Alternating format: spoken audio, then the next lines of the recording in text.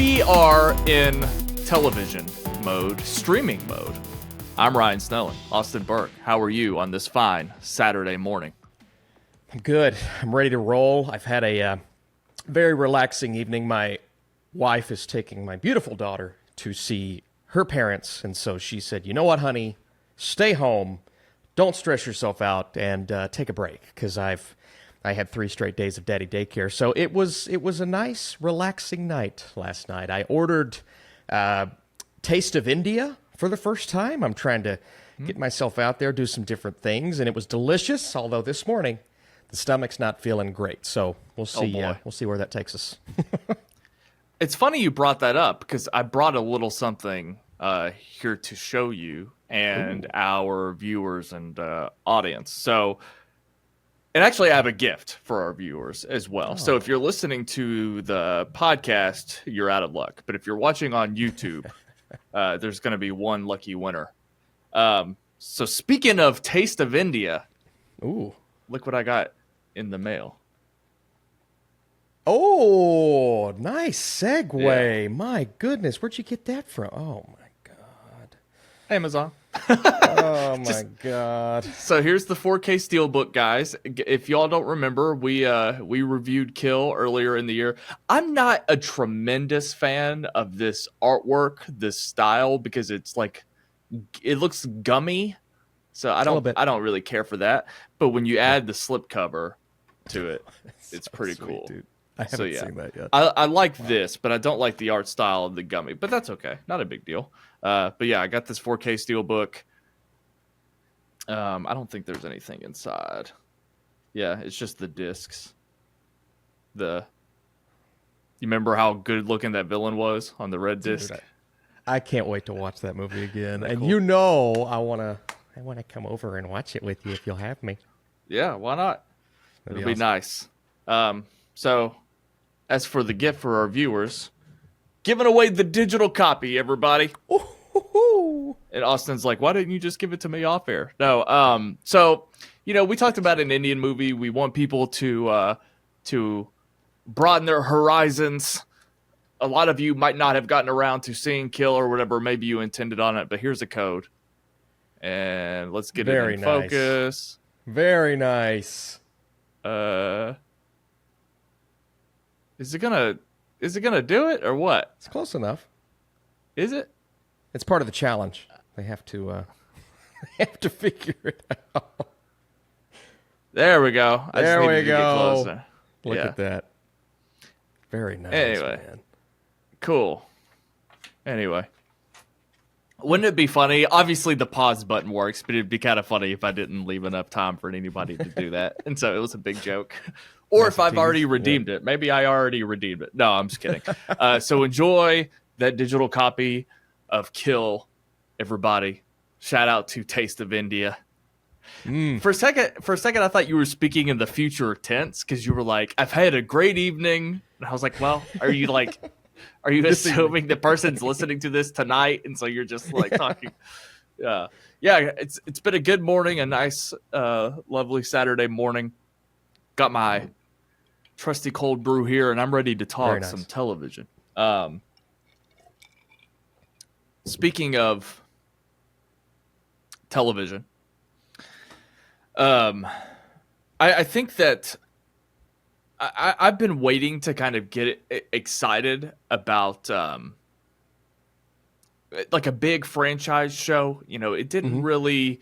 We of course had House of the Dragon, but there's a lot of other stuff going on right now that kind of makes me feel like it either makes me feel left out or like with Dark Matter, for example. It's like that's a show that other people have told me that they've watched, and I'm like, yeah, I'm like so behind on television in general, and I just haven't really been excited about a whole lot. I feel like I'm going to end the year without being able to make a top 10 list. I don't think that I've watched 10 series this year, to be honest.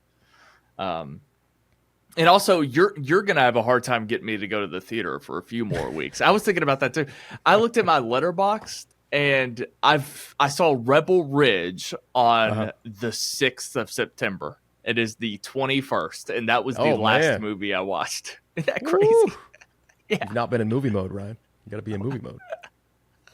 And all these like people that found my letterbox from the MCU ranking, they're probably like, "Yeah, this is pathetic." So I mean, that is I've watched one film in the month of September, which is kind of funny because in August I watched like 5 Alien films, 3 of them in one day.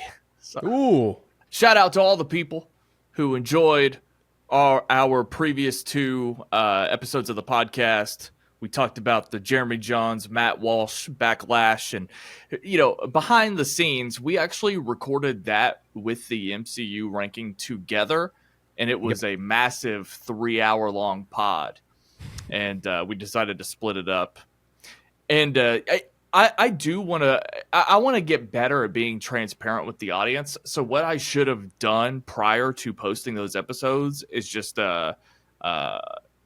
mention to you guys what we were doing. That way you didn't think all you were going to get was that Matt Walsh episode. But another thing too, as we grow here at Movie Mode, and in Austin, you can speak to this as well. I thought, you've been speaking to it, I think, in the comment section as well. But as Movie Mode grows, we're going to want to do different things, and we're not just going to be a movie review show. We started this podcast with the summer movie season, so it was obviously, hit after hit after hit after hit that we were discussing here on the pod. But if we're going to do more episodes in a week, if we want to do different things that interest us, it's not just going to be that.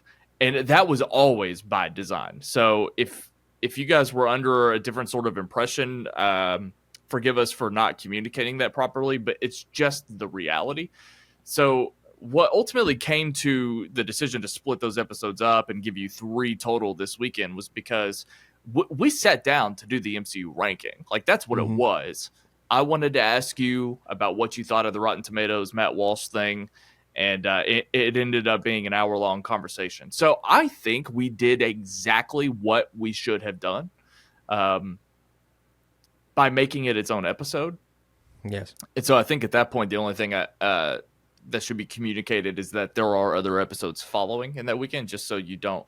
But there's going to be content here on Movie Mode that doesn't work for everybody, and it just doesn't fit like what you're here for, and that's what's going to be great about it. And I think that's why the only thing left to do is to split that kind of stuff up. So honestly, you are invited to skip whatever episode you just aren't into. So, I should have told everybody, like, you're going to get this episode, this episode, this episode. That way you all just know what you can skip, what you prefer, what you want to listen to. But that's just what we're going to do from here on out, is probably segment it out a little bit better. That way the people who are here just for the movie reviews get those episodes. The people who want to hear the topical things, the news bits, things like that. We're going to probably hop on here. If we were doing Movie Mode, like during Hugh Jackman, the announcement that Hugh Jackman was coming back for Deadpool 3, we probably would have hopped on and just done a whole pod. It's like that kind of stuff is going to happen. So you just got to make sure you just be prepared for that. That, like, you're more than welcome to just listen to the episodes you want to listen to, just based on what we're covering here. So do you have anything at all to say about that?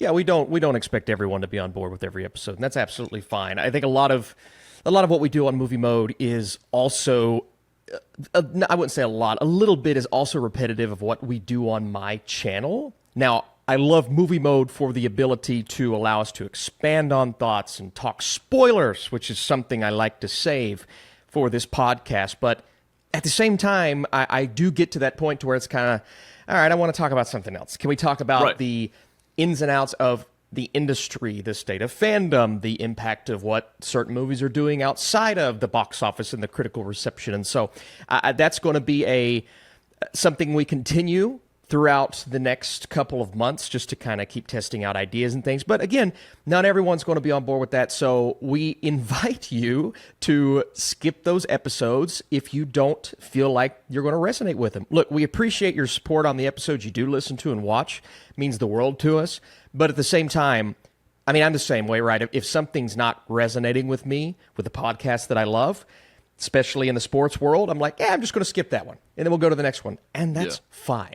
And so we invite you all to do that, but we also appreciate your support and your feedback on the last couple of episodes. And but we don't want you to worry because movies always going to be the focus, in this case television, but we're going to keep doing things you love. And I think that MCU ranking was one of the more fun things I've done on this podcast. So I enjoyed getting to do that, Ryan.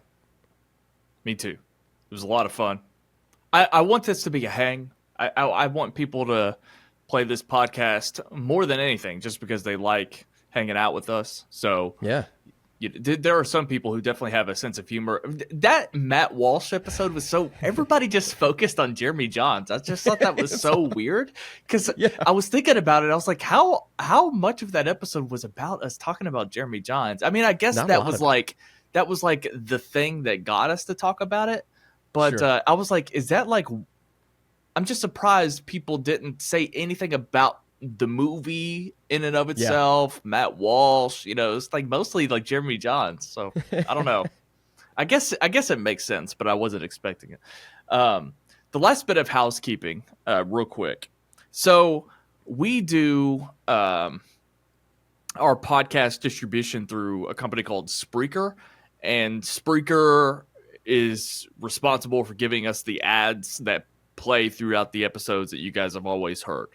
I have turned mid-roll ads off entirely from the podcast platform. So they still play pre-roll, post-roll, but I don't know if you guys have noticed that I turned them off. It means it might actually mean, I don't know, that we're like completely removed from their partner program ultimately if we're not making money from them. I don't know. Here's the reason why I did it.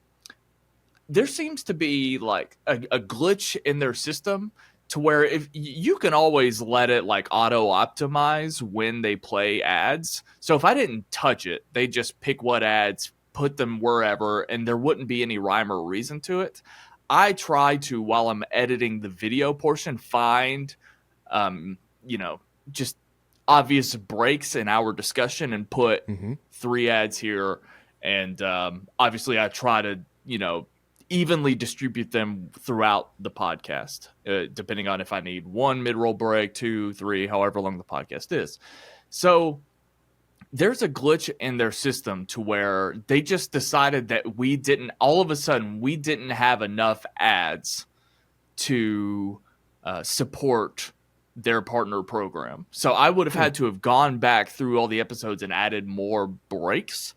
I already thought there were enough breaks. So I didn't feel good about adding more. To be fair, if I went through the older episodes, those plays trickle in at this point. Like we might get 2 or 3 people that listen to those shows. Does it really matter? I don't know. But to take the time to do that when I already feel like you all have enough ads on those podcasts, I just didn't want to do that. So there's something else going on too, where it'll tell me you need 6 mid-roll ads. So wow. So I'm like, okay, that's fine. Well, that was normal. It'll just tell you like based on the length of the episode, here's how many ads we want you to put in. Perfect. Okay. So if it was 6, I would find 2 mid-roll breaks, put in 3, and that would be it. And I always thought that was better than 3 ad breaks, 2 ads. Just knock them out, right? You can skip them. But there's this glitch where it'll say like you need 6 ad roll breaks. And then I would put in a break with 3 ads, and then it would say 5 more. So it wasn't adding up properly. So the only way around it was for me to just put in a shit ton of ads that didn't need to be there. Yeah. So I don't know if it's just something going on with but either way, we weren't going to be eligible because of their glitch. I haven't reached out to them yet, but in the meantime, I shut all that off. because you all don't need to hear a shitload of ads. So if it means that we don't stay monetized, then so be it. But it's ridiculous. So I'll get to the bottom of it eventually, but don't say I didn't do anything for you, especially after the digital copy code. Anyway, that's just a little bit of nothing before we start here. But that's not nothing. I think, look, ad revenue is great, but I think viewer experience is more important. And if you are constantly having to deal with that, I understand how annoying that can be. I try to be more careful now than I used to on my own channel, not putting too many things and trying to place them in the right spots, even though YouTube sometimes picks and chooses what I put in, what I don't. So apologies for that. But yeah, viewer experience is important, man. And if you guys aren't over on the audio feed, man, like if you're watching this YouTube video or vice versa, please go check out the other, because we love the fact that you can just put us on, listen whenever you want, not have to worry about the video. But in a case like this episode, with the code at the beginning, you might want to have some video. And so I love the diversity, and hopefully you guys enjoy Kill, because that's still a top 5 movie of the year for me. Absolutely. All right, let's get everybody caught up. Let's talk about these two shows, these premieres, Agatha All Along and The Penguin, back to back. I remember on this podcast when we figured out that was going to happen, that they were going to debut like that, and I just thought it was hysterical, because there was going to be nothing more glaring than which we were going to know which one was better out the gate. And I think my prediction came true. I think it's obvious to me, to you, to the rest of the world. Yeah, there's going to be people who like Agatha All Along more than The Penguin. That's fine. I think you're out of your mind. IGN. Yeah. I think you're nuts, but I love you for being an individual and for being nuts. But anyway, so why not just rip the Band-Aid off? The Penguin is just far superior. We're here to break it all down, but I figured we'd start with Agatha All Along, because I saw that show first. You saw screeners of The Penguin, though, so I guess you saw The Penguin first. I saw The Penguin first, and I've seen every episode, so I wanted to make sure I went back and watched episode 1, so I'm careful on what we're talking about here, so I might not dive into spoilers as much as you. But yeah, I saw the entirety of The Penguin, then I saw only 2 episodes of Agatha All Along, and so that's it's almost not fair to Agatha, but I would have felt that way with 1 episode. So I definitely feel like I have the direction where my head's at, regardless of how much Agatha we have. But yeah, man, The Penguin, let's just say it doesn't lose quality along the way. So the quality you get in episode 1, it's the same quality as episode 8. And that's pretty freaking cool. Yeah, I was definitely not going to let us leave this pod without hearing your take on the rest of the season. But anyway, I was looking out for you guys. So, am I wrong, though? We went into this expecting Agatha to be what it ended up literally being. It played out exactly how I thought. I think what surprised me, though, is how my reaction to Agatha All Along is a little bit different, in the sense that I went into it just not caring and not feeling any kind of hype, feeling that this is a show that we just have to get through to get to the next phase of Marvel, what Marvel seems to be promising us post Deadpool and Wolverine. My reaction to Agatha, though, and I don't think I've ever felt this way, but I'm using the criticism of oh, this is just not for me. And I've never felt that way about an MCU project before. No matter how much it wants to, Miss Marvel, a youthful teen coming of age. I like coming of age stories. I never felt like that wasn't for me. A lot of people, that's a very common reaction to most shows, but also a lot of these franchises, they're ballooning and getting so much more expansive that this was naturally going to be going to be the case, where they just have to diversify so much that they're going to have like fringe projects that only speak to certain crowds, right? Or at least more so than others. And I know that a lot of people have already like felt this way about Marvel projects. I haven't ever felt that way. I've always still felt that the Marvel banner is a singular experience, even though characters might differ, the formats of the show, the genre of the show. So I've always still felt Marvel was represented as one thing up until this point. And Agatha all along is the first project where I'm just like, this can exist, but I won't be participating in it. So that was my first reaction. I kind of couldn't believe that I felt that way, that I'm just like, yeah, this is just going to keep existing without my participation. That's really what it came down to in my first reaction out the gate. So how do you feel about that? And did you feel the same way? I felt similarly. I don't know if, because I'm going to check out the rest of the season. I am curious to see if it does, kind of showing my cards here, get better as it goes, because I'm curious to see if they keep the tone from the first or from the second episode, or if they kind of shift back to every episode is going to be different, because episodes 1 and 2 are drastically different episodes of television. And what I've heard from people that have seen the first 4 episodes is that there are 3 to 4 completely different like tones in the first 4 episodes. And that tells me maybe every episode feels different, because what a lot of people are expecting, and what I'm kind of expecting, is that they're going to take what they did in episode 2 and just make it like this road trip with the people that they've assembled and things like that.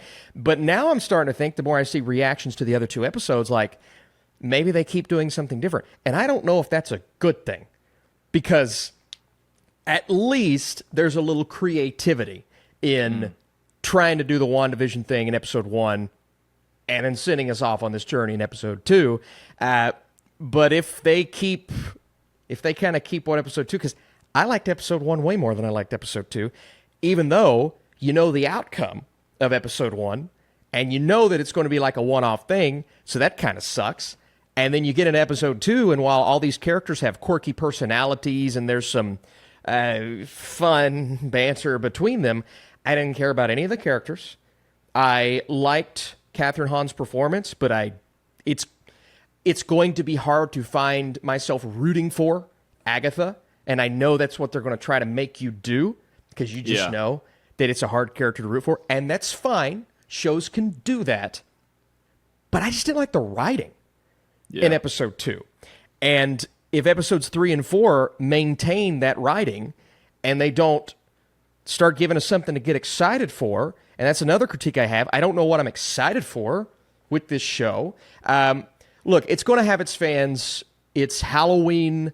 You know, you go back to the early Disney days, Halloween Town, and that's actually kind of what it feels like. It kind of feels like a Halloween Town type of thing. And I loved those things growing up, but within the confines of the MCU and a series that has yet to get me into any of its side characters, I'm just finding it hard to resonate with really anything that they're trying to do.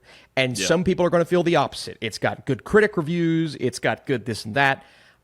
I'm just not on board with what they've done so far and what they've set up in episode 2. And I think Catherine Hahn is going to be the only thing kind of keeping me going throughout this series, at least through the first 2 episodes.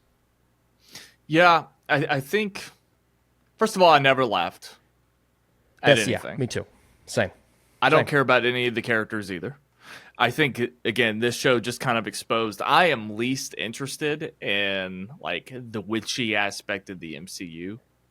I could have known that up until this point, but I mean, I never, watching Doctor Strange and that kind of sorcery, having those elements sprinkled in here and there, like it always lifted the material, I thought, to show just like a sprinkle of it in different we got a little bit of Doctor Strange and Spider-Man and Thor Ragnarok. Yeah. There's elements to it. Doctor Strange has his place in Infinity War and Endgame. And so, like, having it sprinkled in there, I've never been opposed to seeing a more horror side. Werewolf by Night, I thought was a pretty cool project. So it's not that I'm opposed to it, but when you have a show dedicated entirely to witches and a witch coven, it speaks to television that I'm not watching anyway outside of Marvel. I actually didn't grow up like this Hocus Pocus generation.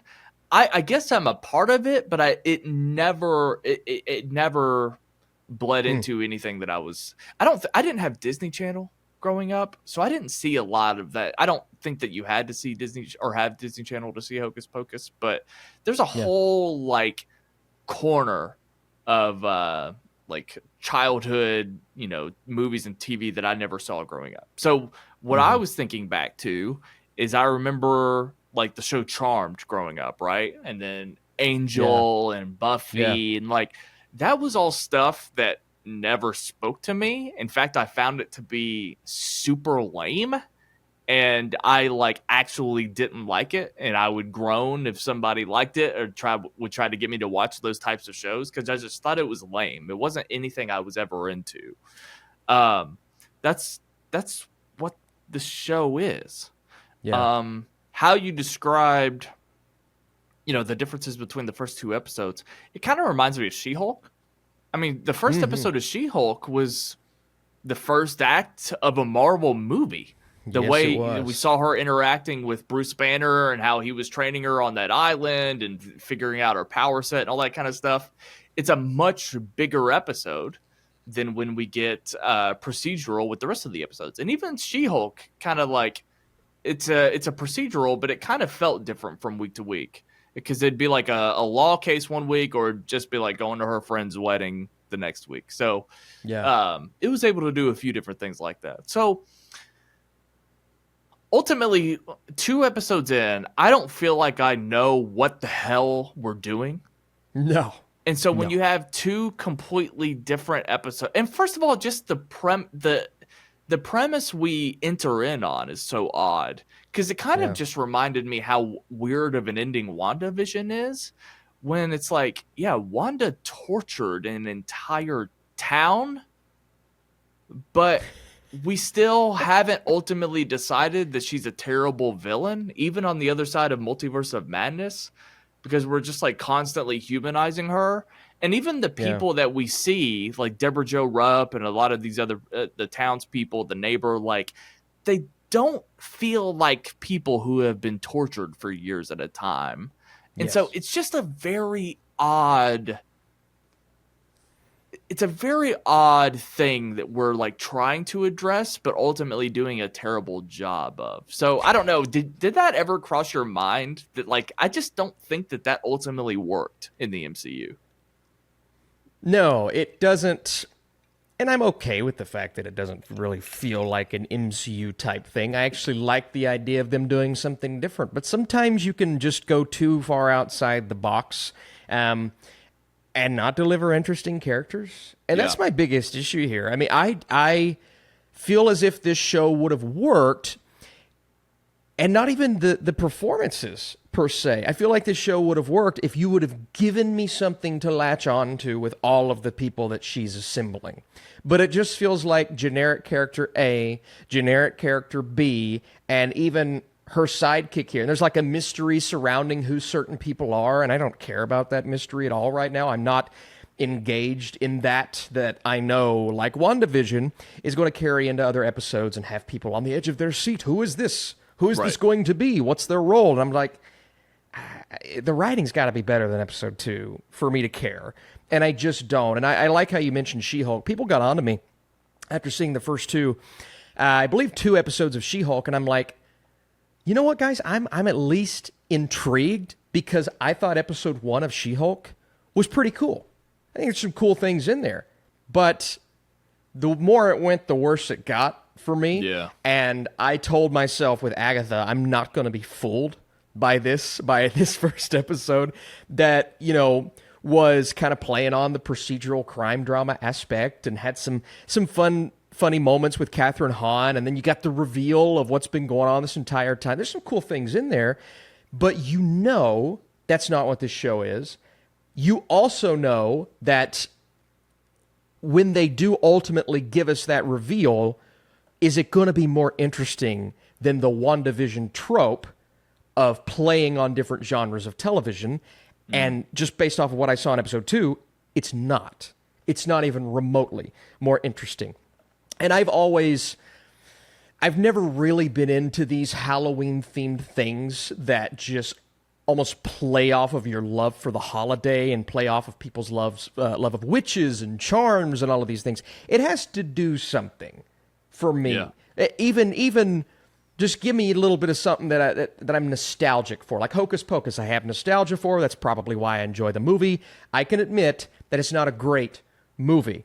This feels like that for me, but with less interesting everything and just the lack of charm that they're trying to provide. And when you're not laughing, at least laughter can help. When you're not laughing, that makes a lot of things seem worse than they actually are. And I think that's a big detriment to the show. It's just not funny, man.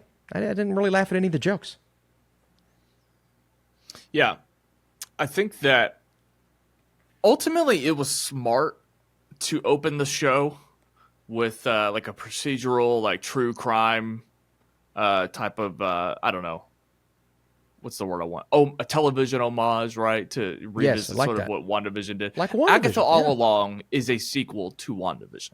Like it just is. Ultimately, I do think that this taints WandaVision a little bit. I think this will make WandaVision worse in ways that, we kind of touched on that a little bit.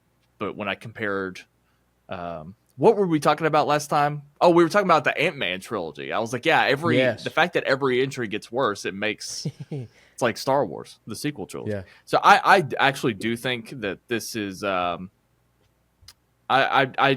am not embracing this with open arms. But anyway, going back to this idea that it opens, here's the difference with how WandaVision paid homage to decades and decades of classic television. The direction and the production design and the way that the actors lived and breathed in those eras when you're watching episodes of WandaVision, that's not what happens when we open the Agatha premiere. This is a very obviously a Mare of Easttown type of homage. Yeah. Where, she's wearing flannel, her hair's messy, it's very much, and that show was out like 2 or 3 years ago. So it was very much on the forefront of my mind. Yeah. The difference is not everybody is acting like they're actually in this type of show. I don't feel like I'm watching that type of show. I feel like I'm watching Agatha All Along doing a thing like WandaVision. Like, I don't know how to explain it. It's almost like when you continuously make a copy of a copy and it kind of just like looks worse and doesn't accomplish the actual true vision that was intended. Like it's almost like that, because yes, when you're watching WandaVision, there's the mystery and there's those brief little moments, whereas the viewer, you're unsure what's going on, because then the character kind of like snaps out of it for a minute and like looks around like, what is my life? But Elizabeth Olsen is looking the part, is playing the part, acting her ass off. The writing makes you feel like you're watching a 50s sitcom at points. Something about Agatha All Along is, first of all, the writing was so bad where it's almost like super surface level, like detective work, right? If you watch those scenes play out when her and her partner are like looking at the body and stuff, they're not saying like anything at all to each other. The writing isn't, this is a crime drama paying homage to Mare of Easttown, they're not actually like saying anything that makes it feel like you're actually watching detectives try to solve a case.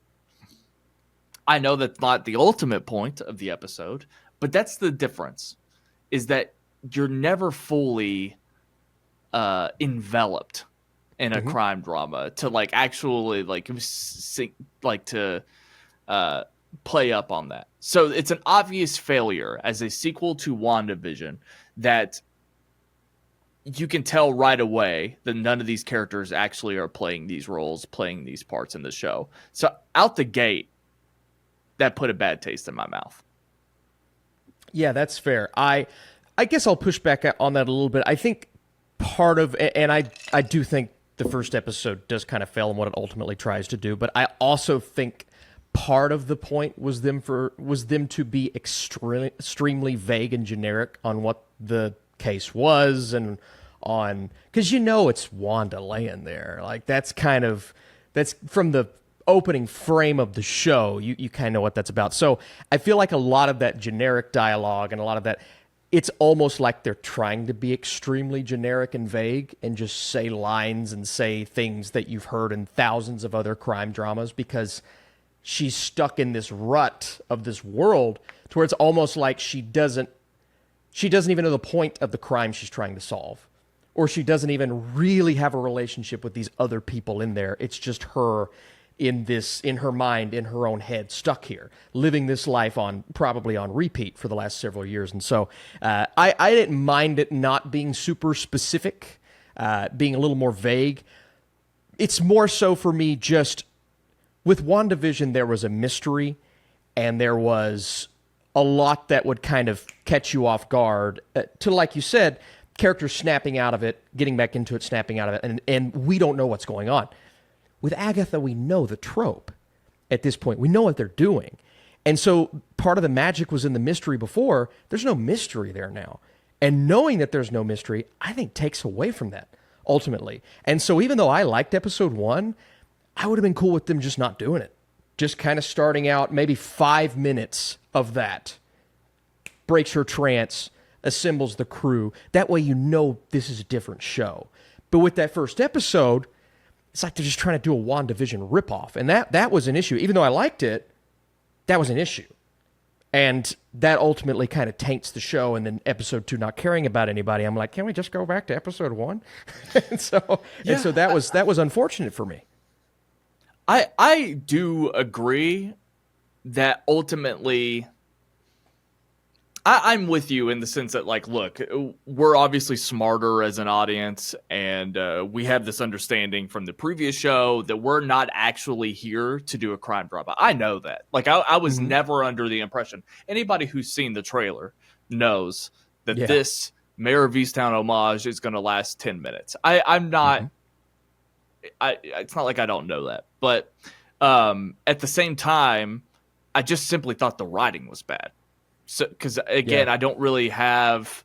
I'm trying to think of some of the lines, but it's really just like eye roll, like surface level crime drama things where it's like they really, I think, just could have like given us a little bit more meat on the bone with what was going on, even if they wanted to do like subtext of what was actually going on with actually looking at Wanda and things like that. Like if they wanted to keep winking at the camera, I just don't think they even do that. I don't think they play with it enough. No. However you decide to play with it. So I think actually the moment where I thought they were like playing with the audience the most is actually when Aubrey Plaza is sitting in her office.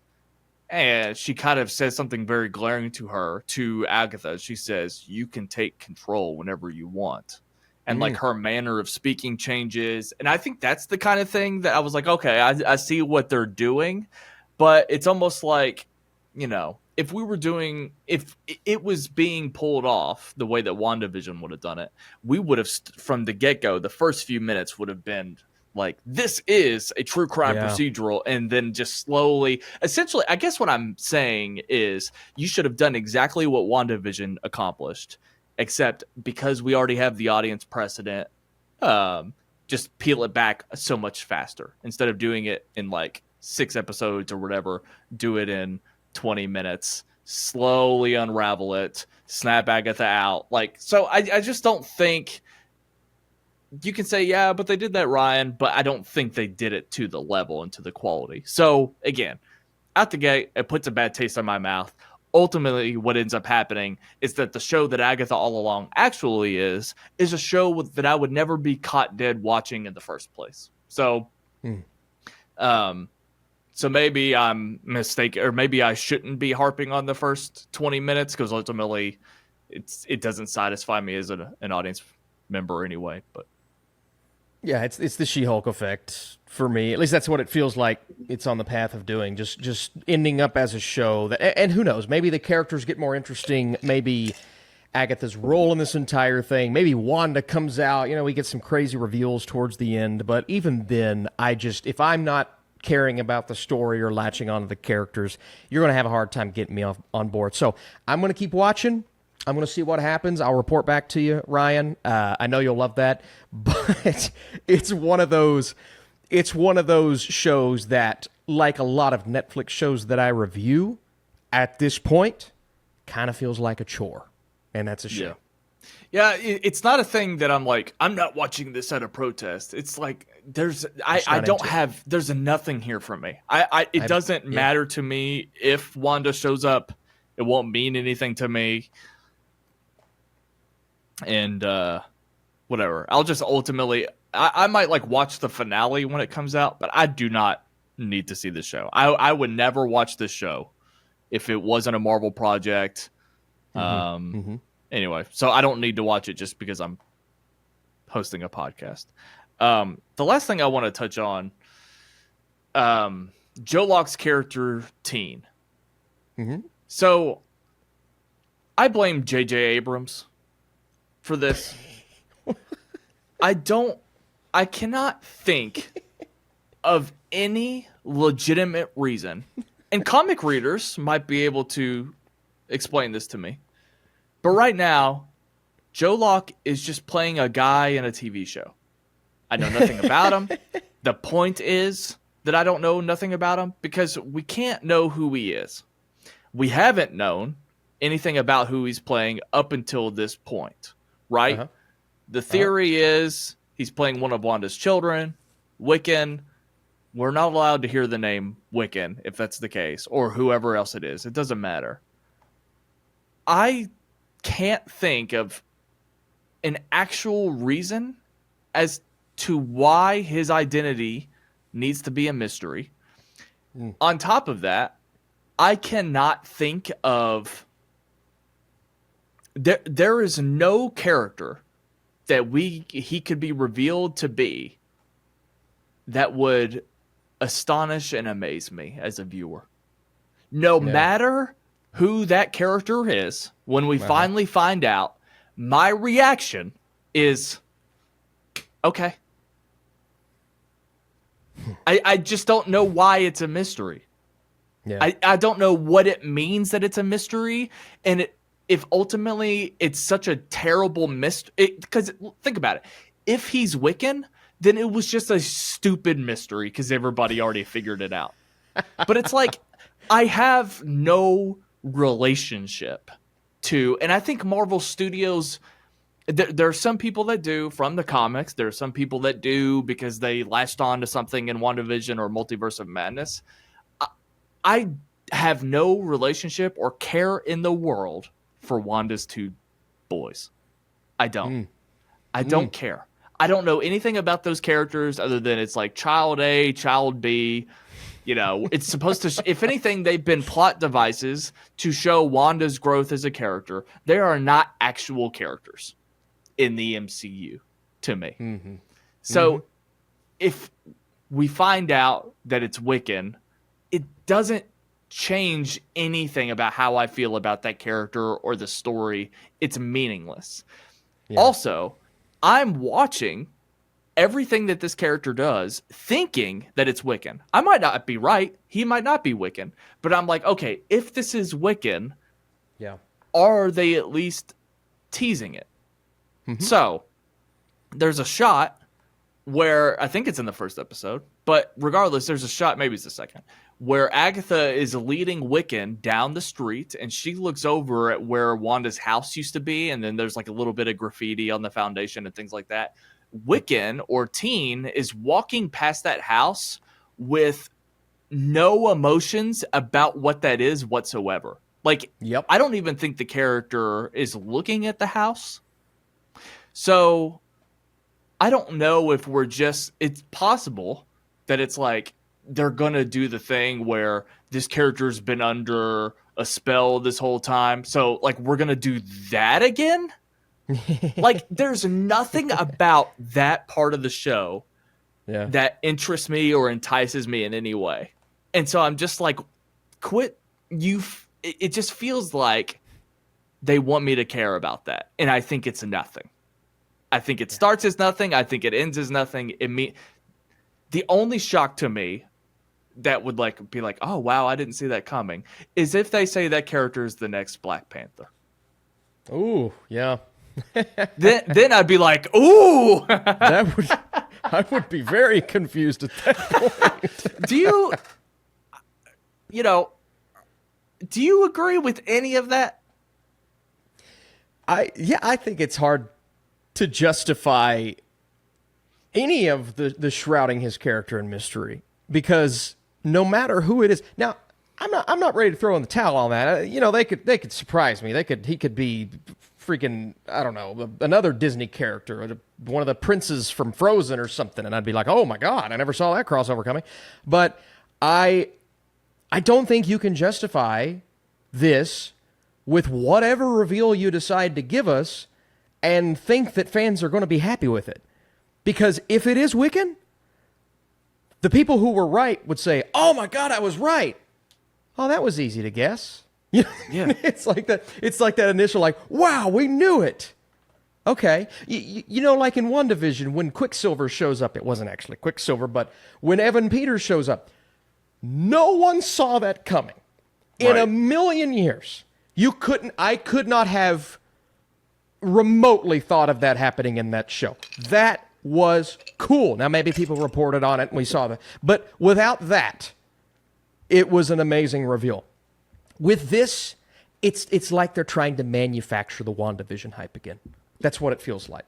The WandaVision hype was so out of left field, a once-in-a-lifetime thing where every week the Mephisto crap was all over the internet. But you look back on it, it's like, oh man, that was fun. Like, that was really fun. People were going crazy with the things. It ended up being nothing, but it was still fun while it was happening. They're trying to manufacture that. And manufactured hype, manufactured audience interest, and people are interested, but for different reasons, not for who this character is. And so it's like the Star Wars thing, right? You see something that works, you try to double down, you try to triple down on it. You see something that doesn't work, you change your whole direction. Is Marvel doing that now?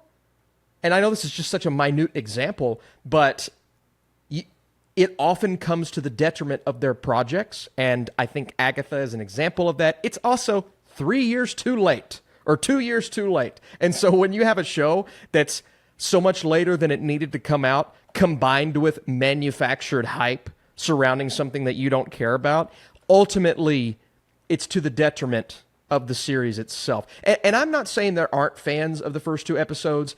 I'm also not saying that people didn't go on IMDb and spam the piss out of this show, because they did before it came out. They absolutely did, and it's ridiculous. But it's not working so far, and that's really disappointing after what WandaVision was able to do. Yeah. If you want to cast Joe Locke and have him play this teen character or whatever, that's fine. But I think the mystery surrounding him, I think it sucks. Yeah, it's dumb. You even mentioned Evan Peters. That was like one of the biggest moments. I mean, that I remember that moment and just like losing my mind seeing him appear on screen. The end result of that still sucks. The end result of having him be Ralph Boner, that ultimately proves the point that it's like they're not. There's nothing to do with any of this. They're not actually doing anything. So again, if it ends up being Wiccan, it's just like, so okay, he's a character I don't give a shit about. Yeah. He's a character that I have no relationship to. even though he's been in 2 Marvel projects up until this point. It's like, okay, why did that have to be a mystery? You're doing the thing where he's under a spell and didn't realize that's why he didn't recognize the house. Okay, we've already seen that happen a million times. Like, there's just no way around making that interesting to me. So I could give a shit. Yeah, it's just annoying. I'm with you, man. I don't want Julian Hilliard to see this. He's the actor who plays Billy, and we have a nice little relationship over on Twitter, but I don't care about. I'm sorry, Jul. I love you. You're great. I don't really care about Billy or Tommy. Okay, you were great in WandaVision. All right, but I don't really care about Billy or Tommy as characters. I did in WandaVision, but since then, I've just not. Like, even in Multiverse of Madness, they were the catalyst, which was great, but that movie didn't give them enough to do other than that song that they sang that became a meme. They didn't give them enough to do for me to really care about them. And so if this ultimately ends up being that reveal, I'm just going to be like, okay, was that it? And if that's ultimately the biggest thing this show does, yikes. Because we've had some bad Disney Plus Marvel shows, and this could be amongst the bottom. Yeah, there's no hate on any of the actors. Any of the 3 actors who have potentially played Wanda's boys. It has nothing to do with them. It's just, I just think it's a terrible, what do I want to say? Not plot device. It's just a terrible... Whatever, you all get it. We'll meet back up together and talk about the end of the show. But I'm good. I'm fine. So let's talk about a much more successful television show based on a superhero comic book villain that also had an amazing lead-in project. And that is the Penguin over on Max. You've seen this entire show, but just to speak to the premiere, this is almost exactly what I imagined it to be and needed it to be based on the quality and standard that the Batman set. So, we're still new in this world of like movies and TV shows from the same franchise translating on different screens together. I think like up until this point, the most successful version of this came from what I think is the greatest franchise to exist on this planet, American franchise, Breaking Bad. Oh yeah. So the translation from Breaking Bad to El Camino, or Better Call Saul, whatever you want to say, that is the greatest, what are we talking, a lateral move, whatever we want to call it, from TV to movie, vice versa. So that's my expectation here. And my main takeaway, the only thing that the Penguin didn't deliver on, which is perfectly fine, is that the look of it wasn't as grimy because it didn't have Greg Fraser. That's kind of it. That's kind of it. The framing of the shots, they weren't dusty and dirty and grimy the way that it is in the Batman. It's not like all of the borders of all the shots and everything were like out of focus the way that a lot of the Batman was shot. It's like, that's like all I could pick up on. Yep. And that's not a big deal. So that's really it. I'll just start there. This lived up to the quality and standard that I needed it to and expected, because it's weird.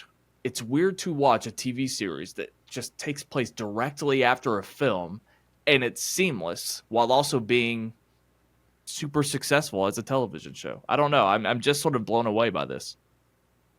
The news that came out the other day that said Greg Fraser may not return to the Batman, to the sequel. buddy,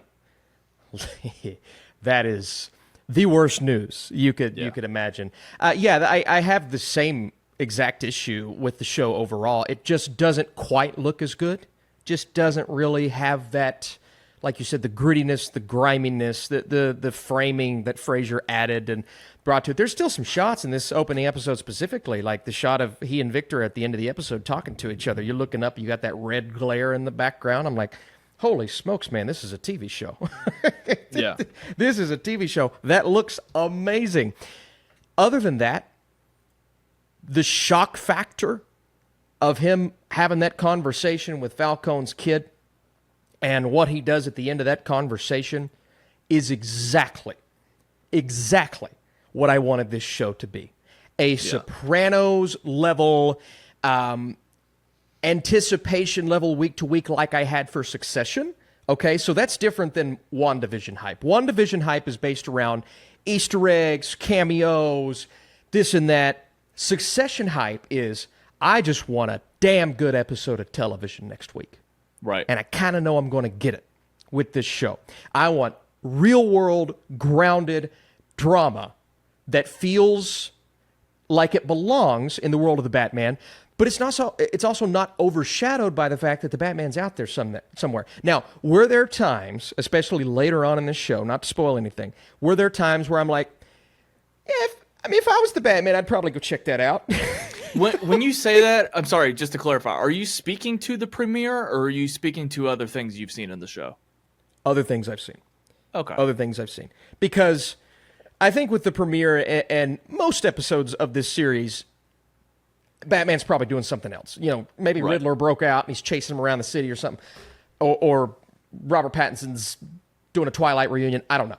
But with big things that happen on the level that they happen, there were times where I'm like, okay, where's Batman?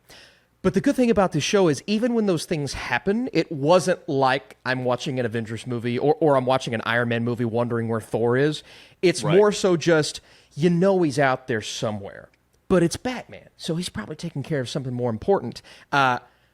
They keep everything intact and maintain the drama and all of the things that they do in the show without relying on nostalgia or comic book Easter eggs or where's Batman or what's Joker doing. It's a show about Oz Cobb. It's a Right. show about Penguin's mob boss affiliations left and right, but also being that squirmy little squirmy little penguin that he actually is. And dude, playing the Arkham games, seeing that version of the Penguin in the way that he was, and now kind of getting that with this show, with Colin mother effing Farrell playing this character, dude, this is like everything I wanted after the Batman, and I'm more than happy for this to get us there, right? This is our in-between. This is our little taste of Batman Part 2, and man, if that's what this is, just that, I'm satisfied. But Ryan, the consistency from episode to episode, even though I have my favorites and least favorites, it is on HBO's level of standards, Yes. which is exactly what I wanted. Yes. I'm not sure I'm entirely sold on the actor who plays Vic, the kid. But Okay. But I think you've you will obviously you've seen more of it, but I was like, okay, there were a few line deliveries in the car. I was just like, okay, but There's some things about his character that's revealed a little bit later on. You're like, oh, okay, I kind of, because it was a little bit of an awkward from a communication standpoint, just the way that he reacted to Oz and interacted with Oz. It was a little awkward, but I think they reveal some nice things. And Victor's, I would say the two storylines that stand out to me, Victor's, Sophia's, they are two of the better side plots, side characters that I've seen in a comic book project, not just TV show, project, in a long time. And the complaint that I just had about Agatha, man, sure, Agatha's great, but what about the rest of the people? What about everybody else involved? right, This series is the exact opposite. Every side and supporting character get something to do. And when they're on screen, it matters. It matters. And so that is, and you feel that in this first episode, man. And so the seeds that they're planting, I mean, it's just so cool to see that in a Batman show. I was going to make the joke, do we find out that Vic is the son of Wanda Maximoff all along? But or did you see a certain person's tweet on Twitter? I don't know. It said Victor ? You mean Victor Freeze? Oh no, I didn't see that. Thankfully. But oh God, it hurts. Oh yeah, it hurts so it's again, now that we've kind of opened up the Penguin dialogue, it's crazy that the Penguin is a sequel series, Agatha All Along is a sequel series to like gold standard projects in their respective franchises. WandaVision, the best Disney Plus, probably the best Disney Plus show, not just a Marvel show. And so the fact that we extract the villain from the previous project, open it up on the floor in a TV series. We dive deeper into magic with Agatha. We dive deeper into the Gotham underworld. I mean, it's doing a lot of the same stuff. We could have already sort of come to the conclusions that we've come to over the years that like the Disney Plus has not figured out how to produce television. They have not. No. They just haven't. No. The lengths of the episodes are a problem, where they're spending their money, the fact that they all look bad. They are not successful. We talk about the Max standard or the HBO standard. Obviously, they've had years and years and years. And I think that's why the expectations were higher. So if there are people who like to push up against, sort of how we've, reacted to these premieres, you were always going to like the Penguin more. It's like my expectations were higher, though. Yeah. Like the Penguin could have let me down more than Agatha all along. My expectations were very low for Agatha, and I don't think Agatha met my low expectations. Because I thought I could have at least watched the entire series. I'm kind of already opting out. So it's like it's just significantly different. And you have two great actors playing both roles. You already touched on the writing is much stronger. There's much more story. It's a better continuation of the previous project while also being it's great on its own merit as well. We are going to get to dive more into what makes Oscorp tick, what makes the Gotham crime families tick. We're going to then lead right into the Batman 2, as Matt Reeves clarified. But also, Craig Zobel, the director of this episode, is a much more accomplished director than Jack Schaefer. Jack Schaefer's name, to my knowledge, and I'll look her up just to make sure I'm not just talking out of my ass, but I've only known Jack Schaefer because of her involvement in Marvel, because Marvel has appreciated her. She touched on WandaVision, Black Widow, Agatha All Along, and before that, it's kind of it. She wrote The Hustle. All right. Is that Anne Hathaway and Rebel Wilson? Is that what that is? I think so. Yeah. Olaf's Frozen Adventure. What did she do as director? And as director, there's a thing called Timer that she did in 2009. I'm sorry. Jack Schaefer is just somebody that works with Marvel. She doesn't have anything else to her filmography that makes her stand out. Like, she would be great for this project. Craig Zobel, I remember watching his film Z for Zachariah 9 years ago. That guy went on to do incredible television work, including prestigious HBO series. I put prestigious in quotes when I talk about Westworld, but he at least directed one episode of Westworld. And he directed Mayor of Easttown, which is ironic. He directed the show that WandaVision tried to mimic. And that's funny.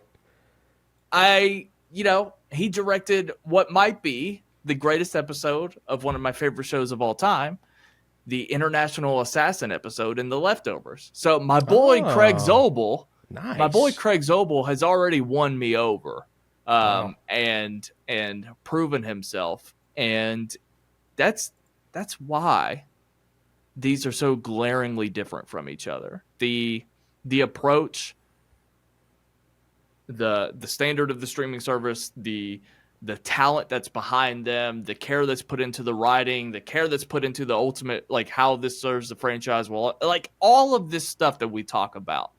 Yeah. The Penguin succeeds on levels that Agatha all along wishes it could reach. Well, it's also funny because both main characters, you know you're not going to root for them, and I had that issue with Agatha, but at least Oz's story is compelling. And I think the series does a nice job of kind of getting you in his mindset, understanding the struggles that he's went through. Not necessarily in episode 1, but there are a lot of flashbacks in this show where I don't... Then granted, we've seen Agatha before, but I don't know if we're going to get that level of detail within the backstory in Agatha, and I think that's going to hurt ultimately. With Oz, you learn a lot about him in the now, in the before, in his mindset, in his scumminess, in his griminess. I mean, some of his lines in this episode I wrote down when he says, he's just like, you'll do whatever I say, you'll do whatever I say or else I'll murder you and everyone you care about. But then 5 minutes later, Victor's not responding to one of his jokes, and he tells him to sit tight, look for your sense of humor. What a freaking line, dude. What? Yeah. But it's the balance of this dude doesn't belong. He's just scummy. He's a scumbag. It's going to do whatever it takes. He's going to lie to whoever. He's going to claw his way up. Yet he can have a sense of humor. He can have some compassion. And you see that compassion with Victor all throughout that first episode, to where it's like, hey, you could just shot him in the head. But it's like, I know this guy can benefit me, and I kind of see myself in what he's doing. And that's a well-rounded, dynamic main character that's just spawning off into all the other characters that he interacts with, and I just think that is a great example of beautiful writing. The show is beautifully directed, and I genuinely believe when you compare it to other pilots, not just comic book shows, but other pilots of other television series, it's one of the better pilots I've seen in quite some time, because it gets you hooked off the bat, and you just know you're in for something special, which is really cool. Yeah. I think that early 2000s Colin Farrell might be my favorite thing ever to exist. Minority Report to Phone Booth to The Recruit. Even watching him in Daredevil, that's entertaining to me. And SWAT, greatest run in cinematic history for an actor. So Colin Farrell, I'm a big Colin Farrell guy.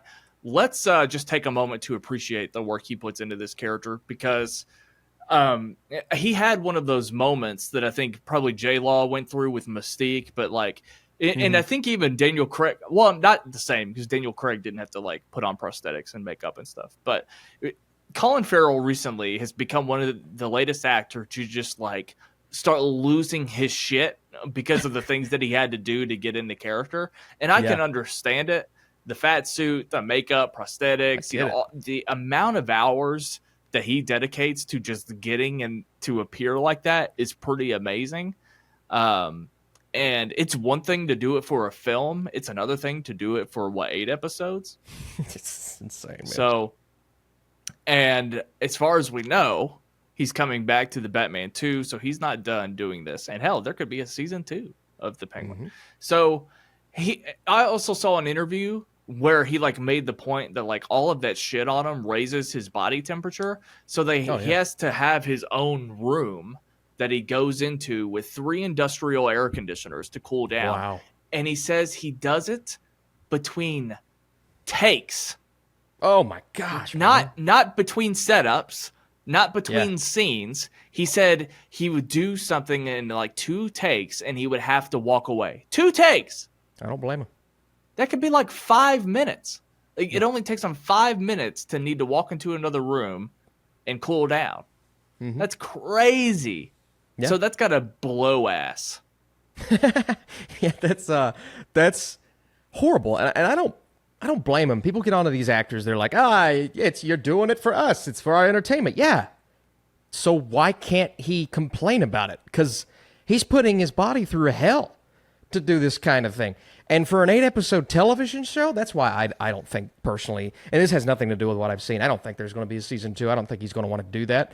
But I feel like there's a nice path for them to have more spin-off shows in this universe of the same quality by HBO that deals with this, the underbelly of Gotham, which to me is the most fascinating aspect of Gotham. That's why the Batman's so good, is because it's ridiculously grounded and has that classic detective feel to it that we wanted from Batman, but that carries through the Falcones and the Maronis and all the families and to where it becomes like a Sopranos, and that's right. Super cool, man. But I genuinely believe this version of the Penguin is the best version of the Penguin we've ever seen, and it is so fascinating to me that Colin Farrell can do a movie like The Banshees of Inisherin, where he gave an Oscar-worthy performance, but it is a complete 180 from a character like the Penguin. And he is that kind of actor he has that kind of range, and that range is on full display in the Penguin, because there are times where you like him, there are times where you hate him, and there are times where you genuinely want Batman to come down and just stab him right in the head. But that's the Penguin. That's what the character represents. And so, good job, Danny DeVito. Good job, whoever did you in Gotham. Great job, guys. You're not even in the same ballpark, not even in the same playing field as Colin Farrell as the Penguin. It is far and away the best version of this character we've ever seen on the big or small screen, and I'll stand by that forever. Quick reminder, everyone involved in the show Gotham should be ashamed of themselves. So there's that. This is so much better. First of all, we're going to end 2024, and I'm solidifying this. I'm engraving it in stone, much like I knew that I was going to like Penguin, and Penguin would be better than Agatha all along. Here's my next big swing. It's probably not a big swing. I actually think this is pretty obvious. We're going to walk out of 2024 having been more impressed and more appreciative of Colin Farrell's Penguin than Joaquin Phoenix's Joker. Ooh. Or all right, Lady Gaga's Harley Quinn. Wow. I think that despite their good performances in said project, I think that project will ultimately be a failure. And I think we're going to be more appreciative of this. And so there's that. Also, got to mention Kristen, I never know how to say her name, Milioti, who plays Sophia Falcone. All I'm going to say is the obvious. She's great. The character is sick. I'm mainly bringing this up as an excuse to get you to tell me more about her and how excited I should be for the rest of the season. There is without spoilers, she becomes she already is kind of a main player, but she really becomes a main player. And she's getting all of this hype on the red carpet and before the rest of the show for good reason, because I want to see her in the movies. I want to see her everywhere, all the time, forever. And I'm not saying the Batman. I'm saying let's do for her what they did for Harley Quinn in the 90s. Let's make her a reoccurring character in the animated shows, in other universes. That's how interesting she is. For me, she's the most interesting Falcone I've ever seen. More interesting than her father. That's how good her character is. So let's give her the same treatment here. And this is so funny. We had this conversation 5 or 6 shows ago. It's like having female actors take over roles that male actors made popular and things like that. How about we just give them their own characters? I think Sophia Falcone is now one of the most interesting characters in the Batman universe because of what they did for her in this show. And to get you even more excited, there is an entire episode later in the season devoted to her. Cool. And it is one of the best of the season. My last question. Does Mark Strong do a John Turturro impression as Falcone? Or does he kind of just do his own Mark Strong thing? I don't think he does an impression. I really don't. And I noticed like the scratchy voice and all that kind of stuff, the gravelly voice that Totoro has. Okay, he just does his thing. Yeah, cool. He does his own thing, which part of me was upset by at first. I'm like, he doesn't really sound like him. But then as it went, I'm like, you know what? I kind of like this decision because he's a hell of an actor. So I was okay with it. Cool. All right, man. I think that's pretty much it. That's all I got right now on both series. It's good. It's really good. Is this maybe like the most obvious episode of this podcast ever? Like, I'm curious what our viewers think. Like, did they know exactly what we were going to say about both shows? I mean, of course, people get tipped off when you do your videos. Like, oh, I know what Austin's going to say in the pod. But I feel like this is, the most obvious episode of the podcast ever. I promise we're not trying to be... Because it does feel like, they had bias towards the Penguin, and they talked about how they weren't looking forward to Agatha. And it turned out to be that way. Guys, I have been surprised. I just watched Transformers 1. I thought it was good. Like, I enjoyed it. I never would have expected that. The trailer was bad. That movie's good. And so, trust me, I can come around on something. It didn't work with Agatha. I actually think I actually don't agree with you. I think it's actually pretty straightforward. I think maybe we haven't touched on it on this specific podcast, but somebody who's been following me, somebody who's been following you, they know how much we enjoyed WandaVision. They know that we thought it was the gold standard, and we were excited about all these characters and what they were doing, and the Batman is top 5 greatest blockbuster of the last 10 years probably for me. So it's not like we didn't appreciate and love. I mean, those two projects inform everybody's opinion more than anything, probably. Yes. And then so when we only go by the trailers for the shows after that, it's like, no, it's kind of, we can see the direction this is going in. Marvel didn't solve any of their TV problems with this show. Warner Brothers and DC has heard from the fans, like, even though we're starting the DCU, we're still going to let this operate over here to the level of the standards that the previous movie set and the quality of the storytelling. Let's actually get people who worked in television to do it. Like even getting the great, what's his name? Mr. Krabs. I'm just completely blanked on that actor's name. Boy, oh boy. I know his name. And that's not to say that, like, of course, WandaVision and Agatha all along, they bring in veteran Deborah Jo Rupp to play that role, but it's like it's kind of that role is just a joke. It's not a character. It's not an actor playing a meaty role. And the way that we've got even the actor, I forget his name too, but the guy who plays Falcone Jr. at the beginning of the episode. It's like, get the most like gangster, like New York actor. I remember him in Rescue Me back in the day. He was in Miss Maisel. I mean, those are the kind of people we need in this type of show. They give us those type of people in this show. It just is just firing on all cylinders out the gate. They know exactly what to do. Oh, and fun fact, it's Clancy Brown is his name. And Clancy Brown, Lex Luthor, and now a villain for Superman, a villain for Batman. This guy has done it all, and he is also really, really good in this show once he comes around more. Perfect. Cool. All right, man. What's going on next week? By the way, I'm aware the Substance needs to be on my watch list. Dude, it's so good. Holy cow. So I don't know when I'm going to see it, but I know that I know it's something I need to see. What do we got going on next week? Is next week Transformers 1? No, you know what it is, Ryan. I'm looking. Come on, man. It's Megalopolis. Let's go, baby. Let's go. Look, I will not be seeing this film. No, Ryan. I will watch it when it's available at home.